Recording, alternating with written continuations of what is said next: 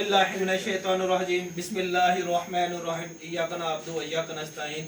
अस मौजूद है मकलोडगंज कलंदर बोदला। साढ़े नाल साढ़े प्यारे जमींदार मौजूद ने। इन्होंने मकई का बीज ला रहे, इन्होंने सिलेक्ट की है 6321 ਤੇ ਚूंकि ਜਿਵੇਂ ਬੀਜ ਉਗਦਾ ਹੈ ਸਭ ਤੋਂ ਪਹਿਲੇ ਅਟੈਕ ਹੁੰਦਾ ਸ਼ੂਟ ਫਲਾਈ ਦਾ। ਸ਼ੂਟ ਫਲਾਈ ਕੀ ਕਰਦੀ ਹੈ, ਖਤਮ ਕਰ ਦਿੰਦੀ, ਦਰਮਿਆਨ ਚ ਖੁਸ਼ ਕਰ ਦਿੰਦੀ ਹੈ, ਤਾਂ ਅੱਗੇ ਗਰੋਥ ਨਹੀਂ ਕਰਦੀ, ਉਹ ਖਰਚੇ ਹੁੰਦੇ ਜਾਂਦੇ ਨੇ।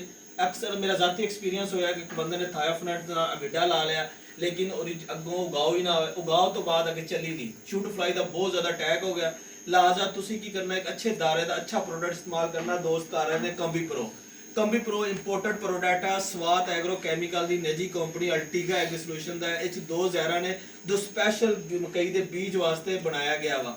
एक पैक 2 एकड़ के लाने के नाल आपां नूं आ फायदा है कि पहले घड़े 25 दिन ने अपनी मकई नूं कोई बीमारी नहीं आती, थल्ले फंगस नहीं लगती, उतों फिर शूट फ्लाई का अटैक नहीं होता। लिहाजा आपां नूं सब जमींदारां नूं कॉम्बी प्रो इस्तेमाल करनी चाहिए है। इन्हां पैदावार यकीनन वधेगी।